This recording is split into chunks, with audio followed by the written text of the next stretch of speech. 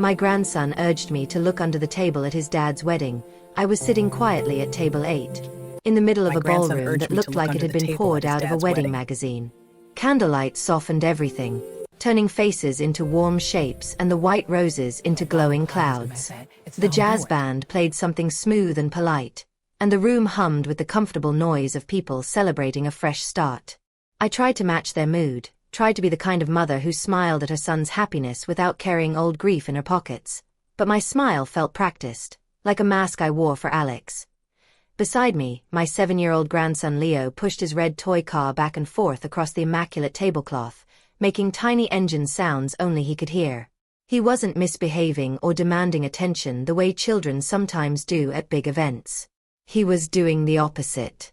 He was making himself small, staying busy, staying quiet, as if the safest way to exist in a room full of adults was to take up as little space as possible. I watched him and felt a tenderness so strong it almost hurt, because that carefulness didn't come from shyness alone. It came from experience. I reached out and straightened his little bow tie, the same way I used to straighten Maria's napkin when she laughed and waved me off, telling me not to fuss. Maria would have been the one sitting right here, leaning close to Leo, whispering jokes, slipping him bites of cake, making the world feel gentle. Maria should have been the mother at this wedding, not a memory. But life had stolen her so quickly, in a single accident that left the rest of us rearranging ourselves around the empty space she left behind. Across the room, Alex moved from table to table with a wide smile, the kind of smile he wore when he wanted the whole world to believe he was fine. He lifted his glass, thanked guests, laughed at stories, hugged relatives, and for a moment he looked like a man who had finally stepped out of darkness. I wanted to believe it. I wanted to let myself relax into the idea that he had found happiness again after so many years of being hollowed out by grief. Hit that subscribe button and tap the bell icon so you never miss our latest uploads. And then there was Ava, the bride, shining in her beaded dress as camera flashes popped around her like little bursts of lightning. She laughed loudly, posed effortlessly, accepted compliments as if they were owed to her. She looked perfect, and perfection has always made me uneasy, because it often hides something sharp underneath. The first time I met her, I told myself my discomfort was simply the stubbornness of a mother who didn't want change. Tonight, I tried to tell myself the same thing. Waiters drifted between tables with trays that glittered with appetizers. A plate of shrimp appeared near us, arranged like a decoration, pink and glossy and harmless to anyone who didn't know. Leo's small shoulders tightened so subtly most people would never notice, but I did. He pushed his toy car away from the edge of the table where the platter sat, like distance alone could protect him. "Don't you want any, sweetheart?" I asked softly, keeping my voice light, as if shrimp were just another party snack. Leo shook his head without looking up. His fingers tightened around the toy car. The truth was simple and terrifying. Shrimp wasn't a preference for him. It was dangerous. His allergy wasn't the kind that caused a mild rash or an uncomfortable stomachache. It was the kind that could steal his breath in minutes. Everyone in our family knew that. Everyone. Someone at the table made a cheerful comment about how big Leo was getting, how quickly time passed. I smiled on cue and answered politely, because that's what you do at weddings. You smile. You talk about growth and blessings. You keep your worries tucked away so you don't spoil the mood. But my eyes kept slipping back to my grandson, measuring him the way you measure weather in the sky, looking for signs that something is about to break. The band's music swelled and softened. Glasses clinked. Conversations layered into a warm roar. Leo kept pushing his car, the little red shape sliding across white cloth like a tiny lifeboat crossing a bright sea. Then, without warning, he pushed it too far. The toy tipped, rolled, and fell off the table with a soft thud onto the floor. Leo froze. He didn't immediately hop down the way most children would. He went still, as if someone had flipped a switch inside him. Then he slid carefully off his chair and crouched under the table to retrieve it. For a moment all I could see was the top of his head and the hem of the tablecloth shifting. Then he stopped moving entirely. "Leo," I whispered. "Honey, are you okay?" He came back up too quickly, like someone escaping something. His eyes were wide, not with the normal surprise of a child who dropped a toy, but with the sharp, terrified focus of someone who had seen danger and understood it. He grabbed my hand hard, his fingers ice cold, his grip tight enough to hurt. "Grandma," he whispered, voice trembling, "I want to leave right now." My heart lurched. I leaned close, forcing calm into my face because panic from me would only pour gasoline on his fear. "What's wrong?" I asked softly. "Did someone say something to you?"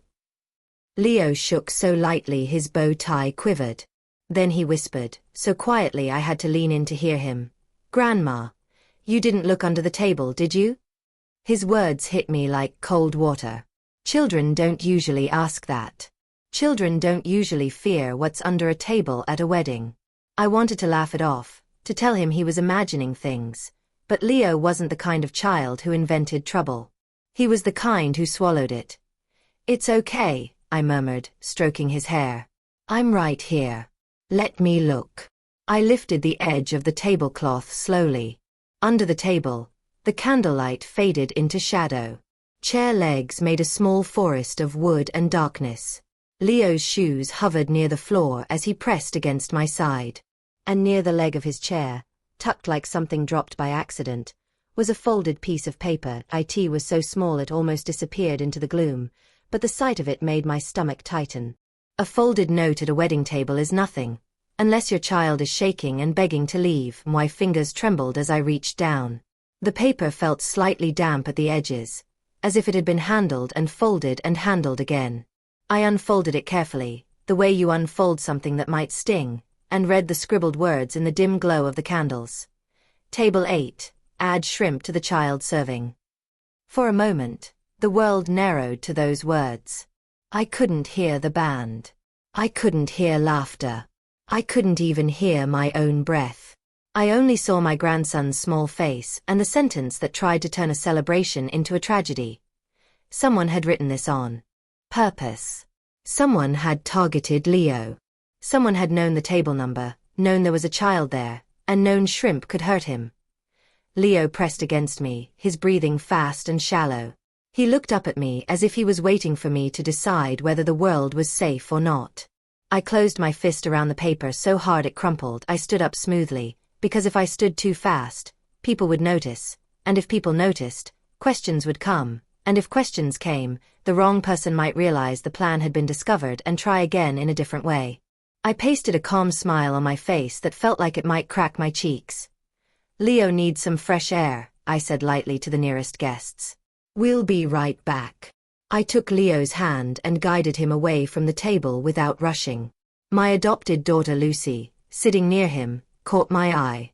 The moment she saw my face, her expression changed. She started to rise, ready to follow, ready to protect. I gave her a tiny shake of my head that meant not yet. Stay with the table, stay ready. Out in the hallway, the air felt cooler, quieter, like stepping out of a crowded room into a narrow shelter. I crouched down to Leo's level and cupped his face gently. "Did you see who put it there?" I asked. Leo shook his head, eyes shining with tears he was trying not to spill. I saw it," he whispered. "I didn't want to eat. I didn't want them to bring the food." "You did the right thing," I told him, and my voice wobbled on the words. "You saved yourself." But relief wasn't enough. Relief didn't erase the truth that someone had tried to hurt my grandson in the middle of a wedding. I tucked the crumpled note into my clutch like it was evidence, like it was a weapon. My fear hardened into something else, something steadier. I stood, straightened my shoulders, and took Leo's hand again. "We're going back in," I told him quietly. "But you stay with Lucy, and you don't eat or drink anything unless I say it's safe. Do you understand?" He nodded, trusting me the way children trust the adults they love, even when the world suddenly feels dangerous. And that trust settled into my bones like a responsibility I could not refuse. We walked back toward the ballroom. The music swelled again as the doors opened, and the warmth of the celebration rolled over us like nothing had changed. But everything had changed. Someone in that room had drawn a line against a child. And I was done pretending that silence was safer than truth. When we stepped back into the ballroom, the laughter sounded different to me, almost cruel in its innocence. The guests were still in a world where weddings were simple, where food was just food, where a child at a table was only a charming detail. I felt like I had stumbled into a darker version of the night that only I could see. Plates moved quickly now. The main course was about to be served, and that meant time mattered. I couldn't just sit and watch waiters bring food while my grandson sat at the exact table mentioned in the note. I guided Leo straight to Lucy, who rose instantly and opened her arms. Leo went into her embrace as if he'd been holding his breath until he could. Lucy didn't ask questions yet. She looked at my face, saw the tightness there, and understood without words that something was wrong. She pulled Leo close and positioned her body slightly between him and the flow of servers, like a shield. "Keep him close," I whispered. "No food. No drinks. Nothing unless you see it and I say it's safe." Lucy nodded once, jaw tight, eyes sharp. Leo clutched her dress, staring at the trays passing like they were monsters. I turned away, gripping the note inside my clutch, and headed toward the service area near the bar where staff gathered. If the note had been meant for the kitchen, then someone had given it to a waiter. That meant there was a trail. And trails can be followed. A young waiter I'd seen several times, David, I'd heard someone call him, stood near the doorway holding a stack of napkins. He looked barely old enough to be working a wedding. I approached him without hesitation and pulled the crumpled note out. "Did you see this?" I asked, keeping my voice low but firm. David leaned in, and the color drained from his face so fast it was like watching a light shut off. "Oh, ma'am," he stammered. "That looks like—" "Finish your sentence," I said. He swallowed hard. "It looks like the note I was given. I was supposed to take it to the chef. I dropped it when I was carrying a tray. I didn't realize." The room spun slightly, not from dizziness but from fury. "Who gave it to you?" I demanded. David's eyes flicked toward the ballroom, toward the tables and the guests, as if he was afraid the wrong person might be watching. "A woman," he said quietly. "She was dressed like a guest. She told me it was important." "Describe her," I pressed. "Hair, dress, anything." He frowned as if trying to pull a single face from a sea of faces. "Dark hair," he said slowly. "Up, like pinned. Her dress was light, champagne, maybe pale gold. She smiled when she gave it to me. Like it was nothing. Pale gold." My stomach clenched. Ava's dress was white, but a pale gold dress could be anyone. Still, the note's wording was too targeted for my mind to settle on anyone. Someone had chosen table 8. Someone had chosen the child. Someone had known. "Do you understand what this note means?" I asked, letting the cold edge of my anger show now. "My grandson is severely allergic to shrimp. This note was asking you to poison him." David's face went even paler.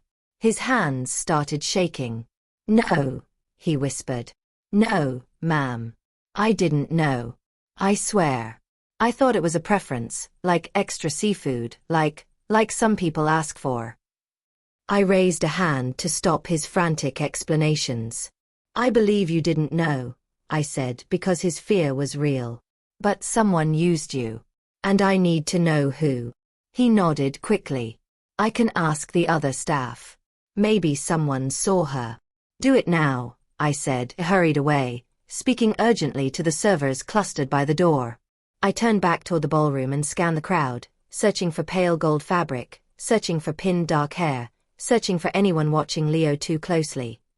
And then I saw Ava, still laughing near the camera flashes, still perfect, still untouched by the storm brewing at table 8. Something in me went still. Not because I was certain, but because I couldn't shake the memory of how Leo had flinched around her from the beginning, how he'd avoided her gaze, how his fear had never been random. I returned to our table just as Alex approached, drawn by the tension like a man sensing fire before he saw smoke. His smile faded when he looked at Leo's face, at Lucy's protective posture, at the tightness in my shoulders. "Mom," he asked.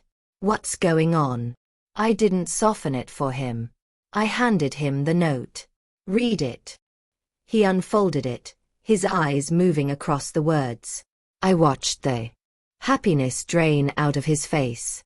The confident groom vanished, replaced by a stunned father. "What does this mean?" he whispered.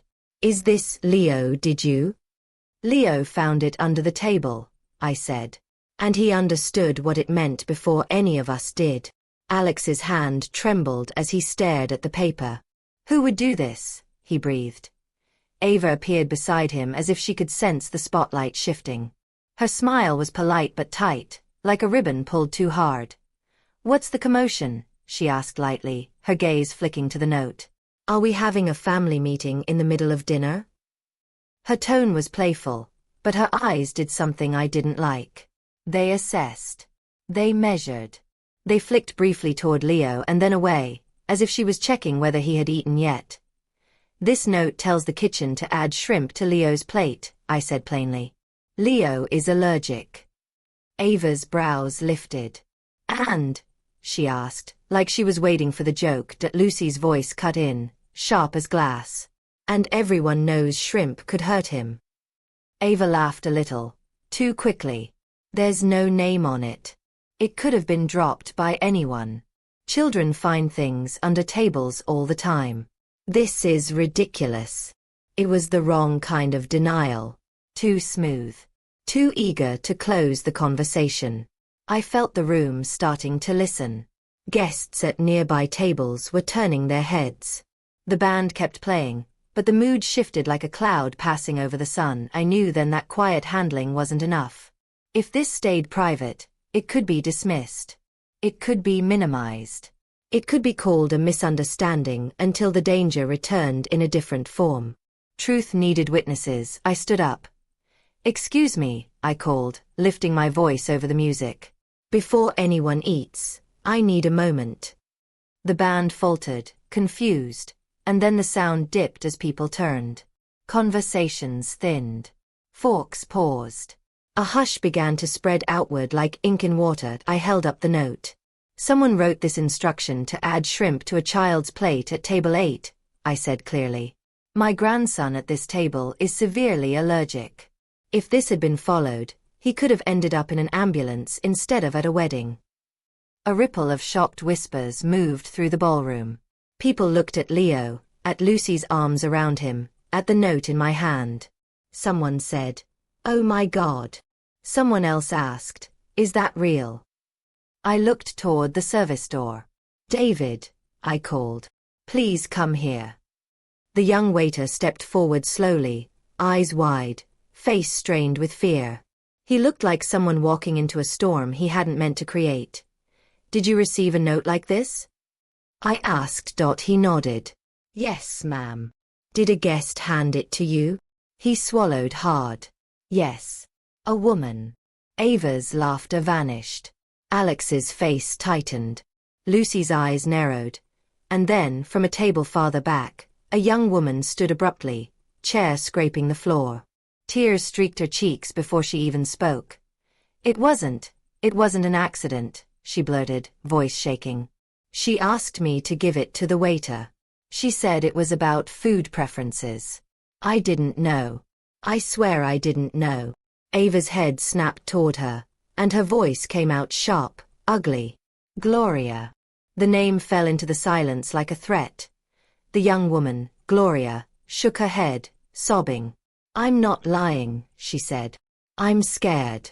I didn't read it. I didn't think." Lucy stepped forward, still keeping Leo close, and her voice came out steady and cold. "We can ask the venue to check the cameras," she said. "If Ava didn't do it, she wouldn't mind." Ava opened her mouth, and for the first time she didn't have a smooth answer ready. Her composure cracked for a heartbeat, and that small crack said more than any accusation. Panic flashed in her eyes, fast and bright. The ballroom wasn't celebrating anymore. I watched it. And the truth, once named out loud, had started moving through the room like something alive. The silence that followed Lucy's mention of the cameras was heavier than any accusation. It pressed down on the ballroom, flattening laughter, erasing music, leaving only the sound of people breathing and shifting in their seats. Ava stood very still, as if movement might expose her. Her hands were clasped at her waist, fingers digging into one another. For the first time since I had known her, her smile did not return on command. Alex looked from the note to Leo, then to Ava, and back again. I watched the conflict tear through him in real time. This was the woman he had chosen to build a future with, the woman he had defended to his own mother, the woman he had trusted around his child. And now that trust was cracking under the weight of a single piece of paper. Is this true? Alex asked her quietly. His voice was thin, like glass stretched too far. Tell me the truth. Ava laughed, but the sound was sharp and brittle. This is insane, she said. You're really going to let them ruin our wedding with some made-up story? There's no proof. Gloria sobbed harder, shrinking into herself as if she wanted to disappear. I didn't know, she kept repeating. I swear I didn't know. The guests murmured, no longer trying to hide their reactions. Words like child, danger, and unbelievable floated through the air. An older relative shook his head slowly, disgust plain on his face. Security arrived then, 2 men in dark suits who immediately shifted the balance of the room. The celebration was officially broken. One of them spoke quietly to the venue manager, who nodded and glanced at Ava with a professional, cautious expression. Ma'am, one of the guards said to Ava, polite but firm, we need to speak with you outside. Ava's head snapped up. Outside, she repeated. I'm the bride. This concerns guest safety, he replied evenly. Please. She turned to Alex, eyes wide now, searching for rescue. For a moment, I thought he might reach for her out of habit alone. Instead, he looked down at Leo, trembling in Lucy's arms, and something in him settled. Go with them, he said. Ava stared at him like she didn't recognize him. You're choosing them, she hissed. After everything? I'm choosing my son, Alex said, his voice breaking on the word. That was the moment Ava's mask finally slipped. Her face twisted with anger, not fear, not shame, but fury at being exposed. She let the guards lead her away, chin high, eyes blazing, but when she reached the doorway she turned back once more, and the look she gave us was pure hatred. Then she was gone. The ballroom exhaled. People stood, unsure what to do, some leaving quietly, others whispering in stunned clusters. The wedding, whatever it had been meant to be, was over. Alex dropped to his knees in front of Leo, hands shaking. I'm so sorry, he whispered. I didn't protect you. I should have. Leo didn't answer. He pressed closer to Lucy instead, not rejecting his father, just reaching for the place that felt safest in that moment. Lucy wrapped her arms tighter around him, her jaw clenched as if she were holding herself together by force alone. I walked over and placed a hand on Alex's shoulder. We stopped it in time, I said. That's what matters now. We left the ballroom without ceremony. Outside, the night air was cool and quiet, the sky dark and steady above us. Leo leaned into Lucy, exhausted by fear and adrenaline. Alex walked beside us in silence, his face pale, his hands shoved into his pockets like he didn't know what to do with them. As we reached the car, Leo looked up and whispered, "Can we go home?" "Yes," I told him, brushing his hair back. "We're going home." At that moment, I understood something with painful clarity. The danger hadn't been the scene in the ballroom. The danger had been everything we ignored before it ever reached that night. The days after the wedding passed in a strange quiet, as if the house itself was holding its breath. Phones rang constantly. Relatives called with shock, sympathy, opinions, and questions Alex didn't have answers for. The story spread quickly, stripped of nuance, exaggerated in some places and minimized in others. But inside our home, none of that mattered. Leo stayed close to Lucy, following her from room to room like a shadow. She let him. She read to him, cooked with him, sat beside him while he drew pictures of cars and houses and wide open spaces. She never pushed him to talk about the wedding, but she never shut him down when he did. Alex withdrew at first, crushed under the weight of what he had nearly allowed to happen. I watched him sit at the kitchen table staring into cold coffee, replaying every moment he had dismissed, every warning sign he had brushed aside. When he finally spoke, his voice was raw. "I wanted to believe so badly," he said. I thought if I built something new, the pain would stop. Lucy looked at him gently. Pain doesn't disappear, she said. It just changes shape. The venue confirmed the security footage. Gloria's confession matched what the cameras showed. There was no longer any room for denial. Alex filed for an annulment without hesitation. When the papers were done, he didn't celebrate. He cried. Leo's healing came in small steps. He asked fewer questions about the wedding and more about ordinary things again. Lucy taught him how to ask about ingredients without embarrassment, how to trust his instincts, how to say no without apologizing. Each lesson gave him back a little more of himself. One evening at dinner, Leo looked up suddenly and said, "I want Aunt Lucy to be my mom." The words fell softly, without drama, like a truth he had been carrying for a while. Lucy froze, eyes wide. Alex went very still. I smiled, tears filling my eyes. "Love isn't about titles," I said gently. "It's about who shows up." Alex reached for Lucy's hand then, tentative but certain. She didn't pull away. Time did what time always does. It moved forward. Leo laughed again, loud and unguarded. He raced his red toy car across the living room rug, building elaborate worlds where danger could be seen and avoided, where help always arrived in time. The fear that had once lived in his shoulders loosened its grip. Alex changed too. He left work earlier. He listened more than he spoke. He apologized when he was wrong. He learned that love wasn't proven by grand gestures, but by consistency. Lucy became what she had always been in truth, family. Not because she replaced Maria, but because she honored her by loving Leo without conditions.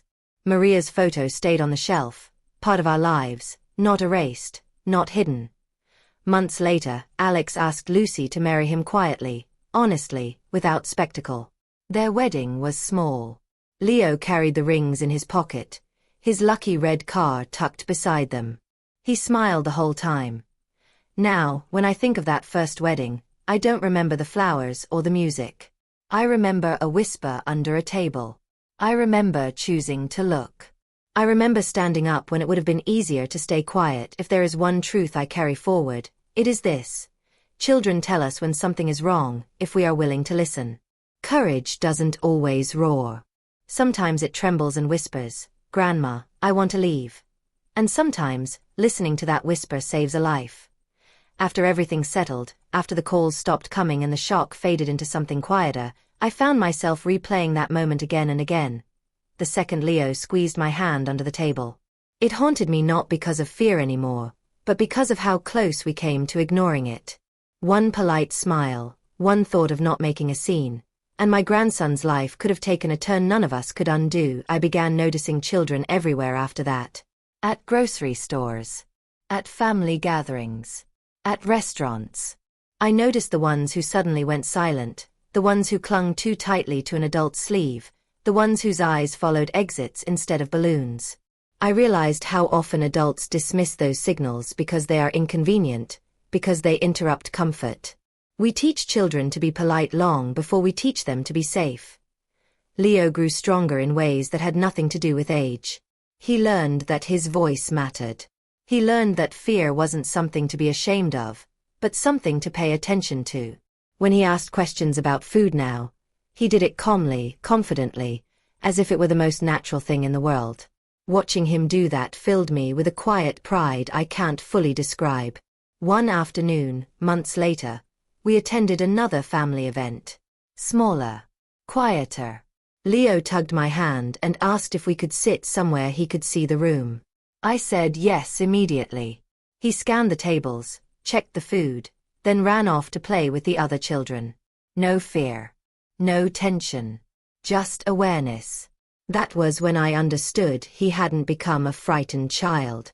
He had become a careful one, and there is a world of difference between the two. Alex apologized to me one night in a way he never had before.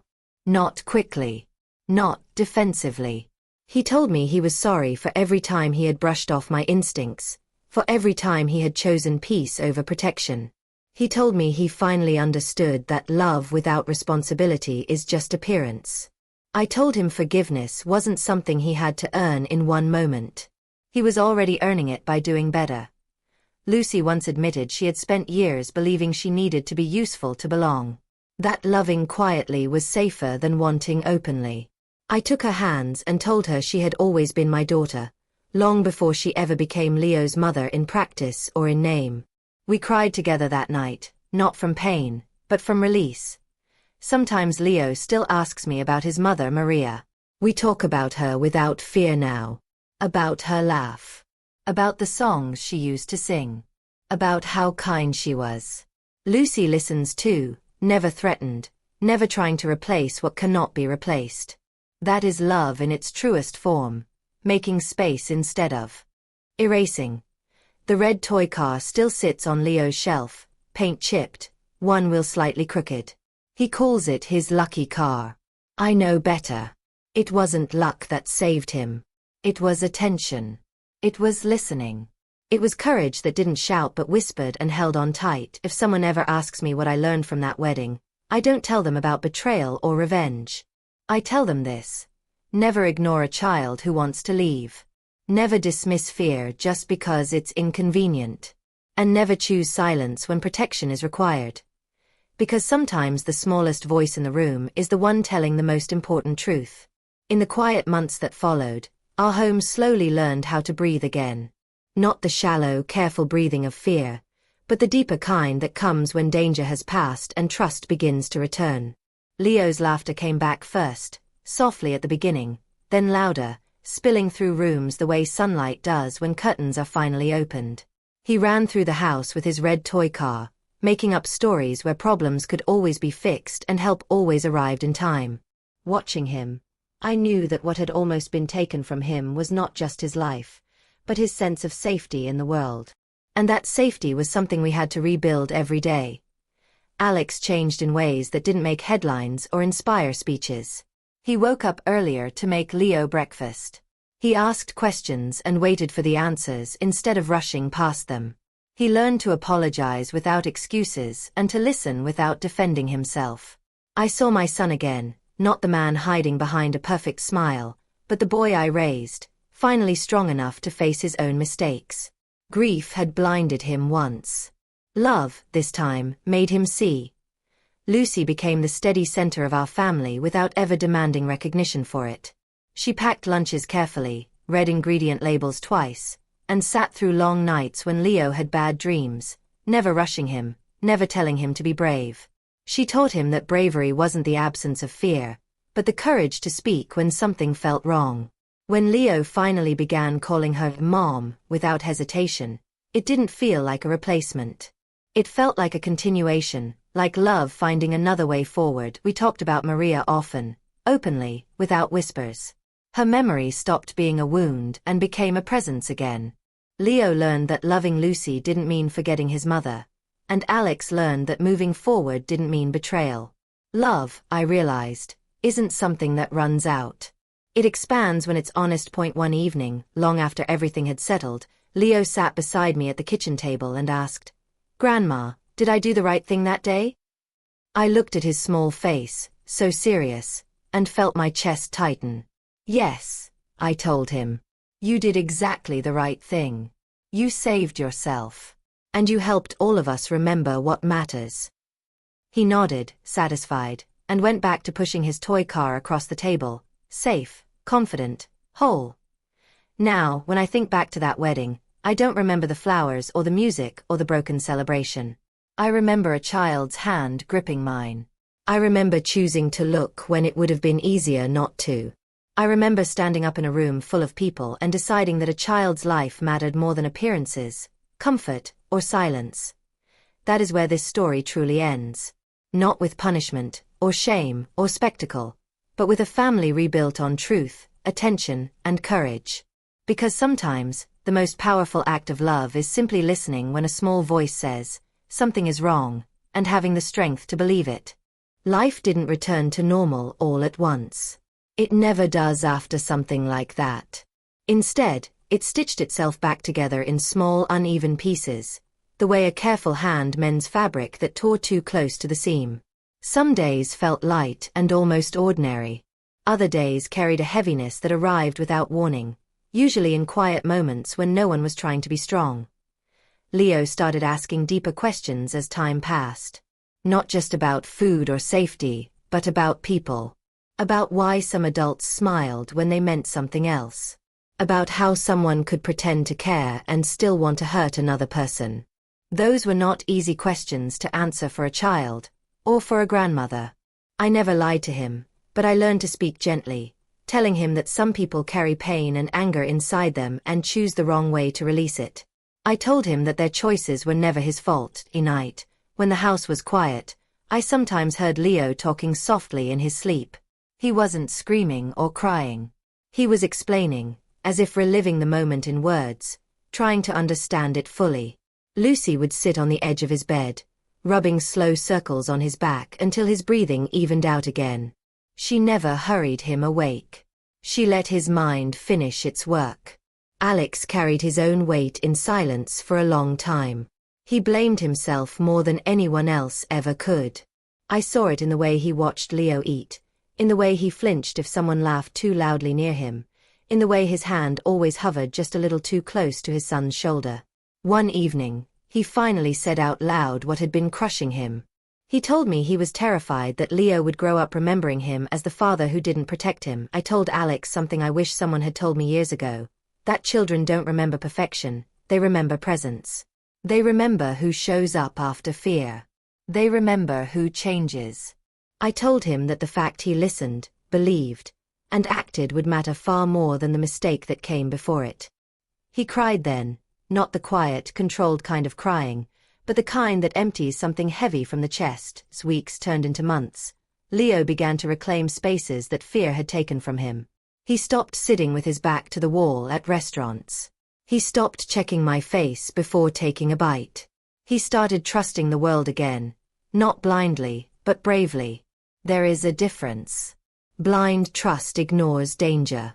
Brave trust understands it and still chooses to live fully. One afternoon, while Lucy and Leo were drawing at the kitchen table, Leo suddenly looked up and said, "Grandma, if I didn't tell you, would you still have known?"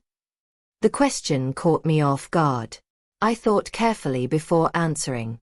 "I think I would have felt something was wrong," I said honestly. "But you helped me see it clearly." He smiled at that, proud in a quiet way, like someone who understands they played an important role. That moment stayed with me. It reminded me that children are not just passengers in our lives. They are participants. They observe, they sense, they understand more than we often give them credit for. And when we teach them that their voices matter, we give them a tool that can protect them long after we're gone. Our family gatherings slowly became warm again, not forced or performative, but real. Laughter returned without hesitation. Conversations flowed without careful monitoring. Leo moved freely between adults, secure in the knowledge that if he ever felt unsafe, he would be heard immediately. That confidence changed him. It made him kinder, bolder, more open. Sometimes, late at night, I still think about that wedding table. About the note. About the moment that could have ended everything differently. But those thoughts no longer fill me with dread. Instead, they remind me of something powerful. That attention, courage, and love can interrupt even the darkest intentions. This is where the story truly continues. Not in the moment of danger, but in everything that came after. In the healing. In the growth. In the quiet understanding that family is not defined by ceremonies or blood alone, but by the fierce willingness to protect one another, even when it is uncomfortable, even when it changes everything. And if there is one thing I know for certain now, it is this. When a child asks you to look under the table, you look, without hesitation, without fear of disruption, because sometimes, looking is what saves a life. Erasing. The red toy car still sits on Leo's shelf, paint chipped, one wheel slightly crooked. He calls it his lucky car. I know better. It wasn't luck that saved him. It was attention. It was listening. It was courage that didn't shout but whispered and held on tight. If someone ever asks me what I learned from that wedding, I don't tell them about betrayal or revenge. I tell them this. Never ignore a child who wants to leave. Never dismiss fear just because it's inconvenient. And never choose silence when protection is required. Because sometimes the smallest voice in the room is the one telling the most important truth. In the quiet months that followed, our home slowly learned how to breathe again. Not the shallow, careful breathing of fear, but the deeper kind that comes when danger has passed and trust begins to return. Leo's laughter came back first, softly at the beginning, then louder, spilling through rooms the way sunlight does when curtains are finally opened. He ran through the house with his red toy car, making up stories where problems could always be fixed and help always arrived in time.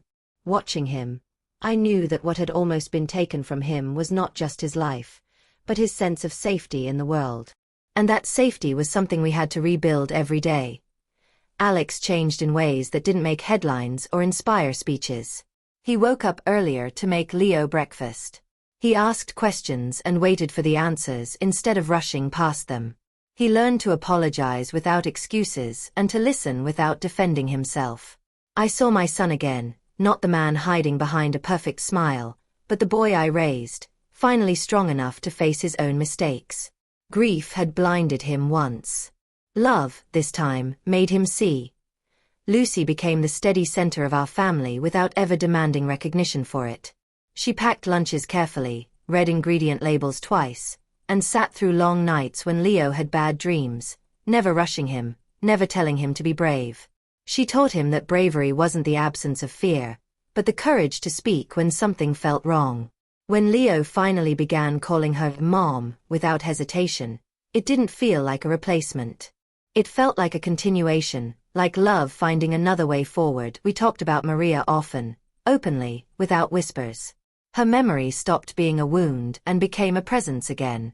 Leo learned that loving Lucy didn't mean forgetting his mother, and Alex learned that moving forward didn't mean betrayal. Love, I realized, isn't something that runs out. It expands when it's honest. One evening, long after everything had settled, Leo sat beside me at the kitchen table and asked, "Grandma, did I do the right thing that day?"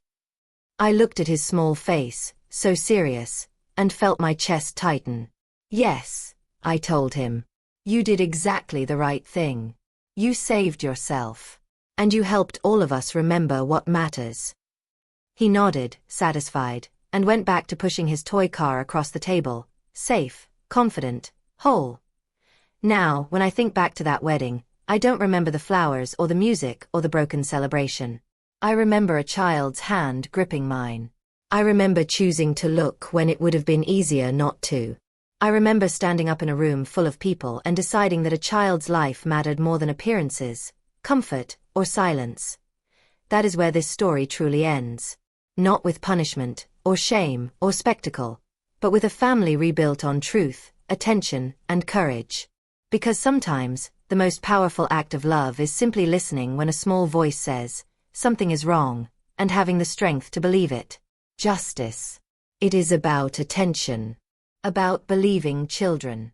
About understanding that sometimes the smallest warning carries the greatest truth. What remained after everything was not the memory of a ruined wedding, but the quiet certainty that love, when paired with courage, can stop harm before it takes root. That certainty lives with us now, steady and unshakable, like a promise we intend to keep.